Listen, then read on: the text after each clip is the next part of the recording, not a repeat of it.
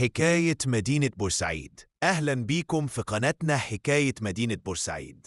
هنا بنعيش معاكم حكايات مدينة اتولدت من قلب المعركة، ووقفت حارسة لبوابة مصر الشرقية على ضفاف قناة السويس. بورسعيد مش مجرد مدينة، دي بطلة في كتاب التاريخ ومسرح لحكايات أبطال بجد. من أول طلقة مقاومة شعبية لحد شط بيحكي أمواج البحر قصص عن صيادين، تجار ومهاجرين من كل حتة. بورسعيد هي ملتقى الثقافات والمزيكا والضحكة الجدعنة.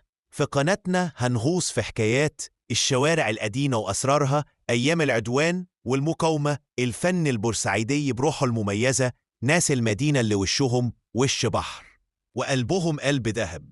لو بتحب الحواديت الحقيقية وتعشق مصر من بوابتها الشمال شرقية، يبقى مكانك معانا هنا.